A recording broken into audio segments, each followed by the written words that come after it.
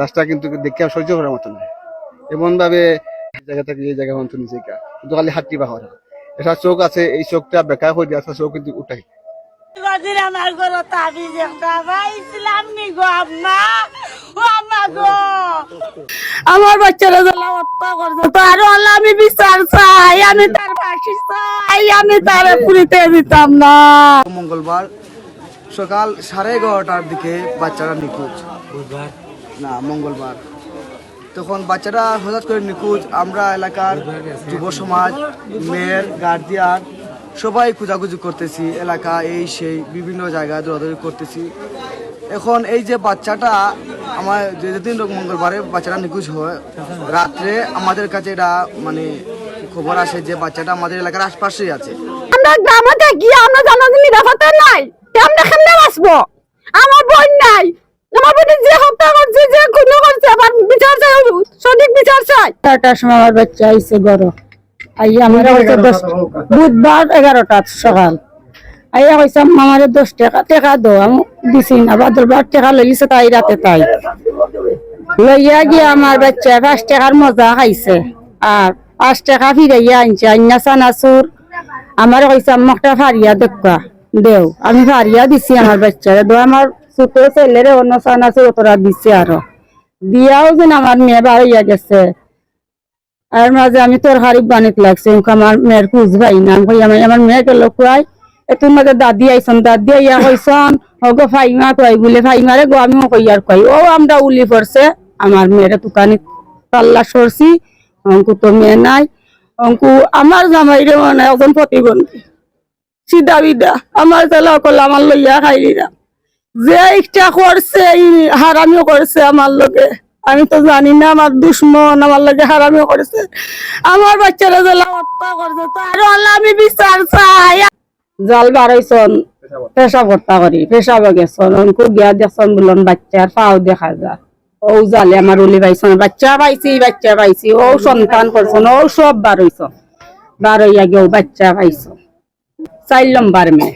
আমার ফিরিস্তা না 3 দিন করছে, তোমরা গরমে হইতে তোমরা আমরা শুনলো না বিচার করিয়া দিবা। একজন মহিলা এই বাথরুমে যাচ্ছিলেন, উনি দেখছেন হঠাৎ করে পুষ্কুনের পাড়েতে বাথরুমের কাছে একটা এই শিশুটির লাশ। তারপর মানুষ জড়াও হয়, আমরা আসি আমরা দেখি তাৎক্ষণিকভাবে এখানে মেয়েটি পড়ে আছে, মেয়েটির লাশ পড়ে আছে। এখানে আমরা জালালাবাদ থানার ইনফরমেশন করি, পুলিশ প্রশাসন আসে, সিআইডি লোকও আসছে, অনেককে যাব তারা এখানে কাজ করছে, পিআইও এর তারা এটা দল আসছে। তো আমরা তাদের মানে সূত্রে জানতে পেরেছি যে এখানে ওই শিশুটির উপর নির্যাতন করা হয়েছে এবং তাকে মানে টর্চার করা হয়েছে, এবং এটা এটা এটা পরিকল্পিতভাবে এই বাচ্চাটাকে মানে হত্যা করা হয়েছে। দিন মেয়েটিকে মানে শারীরিকভাবে নির্যাতন করেছে, তারপরে দিন হয়তো মেয়েটিকে মেরে ফেলা হয়েছে, তারপরে দিন এই মেয়েটির ডান হাতে না সম্ভবত বাম হাতে হবে, ডান হাতে এখান থেকে কবজি থেকে এই কোন পর্যন্ত এই যে হাড্ডি আছে না আমাদের, এই হাড্ডি থেকে সম্পূর্ণ মাংসগুলো চাকু দিয়ে মানে মানে মানে কেটে ফেলেছে, চাকু দিয়ে এই মাংসগুলো কেটে ফেলেছে। এটা কিন্তু কোনো মানে পশু জাতীয় বা আছে মানে শিয়াল কুকুরের মানে কোনো মানে মুখে দ্বারা ওইখানে কোনো স্পট নাই, মানুষের হাতের দ্বারা অস্ত্র দ্বারা এই মাংসটা তুলে ফেলে। আমার কাছে লাগে লাশটা প্রথম দিনই মারা গেছে, লাশটারে সেভ করতে পারছে না, কোনো গরুর ভিতরে লাশটা আসিল আর অস্তে অস্তে দুর্গন্ধ দেখা দিছে, এখন কোনো সুযোগ সুবিধা পাইছে না, মানুষের আনাগোনা বেশি আছে, আর আজকে সকালে একটু বাড়িটা নিরাই আসিল, ও ফাঁকে দিয়ে বুড়ো বেলা লাশটা তৈরি গেছে কি, আমার কাছে ও আইডিয়া লাগে, লাশটা ফুলি গেছে। একটি লাশ, একটি শিশু এই পুকুর পাড়ে এরকমে থাকবে কেউ কখনো কল্পনাও করেনি। এই লাশ অন্য কোথাও যে বা যারা এর পিছনে রয়েছে, আমরা প্রশাসনের দৃষ্টি আকর্ষণ করব যাতে এই বের হয়ে আসতে পারে আমাদের জনসম্মুখে। এই লাশ শিশু বাচ্চাটিকে অন্য কোথাও মারার পরে, হত্যা করার পরে এখানে আইনা রাখছে। এই আশেপাশের যেগুলা ঘর বাড়ি আছে এদেরকে রহস্যভাবে ফাঁসানোর জন্য। আপনারা দেখেন সামনে একটা পুকুর আছে, এই পুকুরে কিন্তু এই ছোট বাচ্চাটি পরে মারা যাওয়ার মতো এই পুকুর না, এই পুকুরে অনেক আবর্জনা রয়েছে, অনেক ডাস্টবিনের মতো একটি পুকুর। এখানে যদি এই মহিলা, এই ছোট বাচ্চাটি মারা যেত, তাহলে কিন্তু আপনারা একটু লক্ষ্য করে এইখানে বেশি ওঠার মতো এই পরিস্থিতি না। কিন্তু আমরা যতটুকু জানি, ওর চাচা, ওর বাবা এবং আত্মীয়স্বজন সবাই মিলে দিন রাত পাহারা দিচ্ছে এবং সব জায়গায় খোঁজাখুঁজি করতেছে, কোথাও ওকে পাইনি। কিন্তু এই লাশটি রাত্রে কিংবা সকালে এখানে কিভাবে আসলো, এটা একটা রহস্যের বিষয়।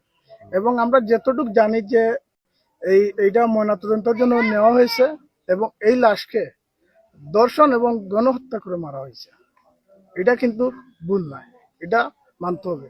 কারণ আপনারা জানেন, মিডিয়ার মাধ্যমে সারা দেশ তথা আমরা সাধারণ মিডিয়াতে দেখতেছি, বর্তমানে ছোট ছোট শিশুরা গণহারে ধর্ষিত হচ্ছে। এটা কিন্তু অস্বীকারের কোনো কিছু না।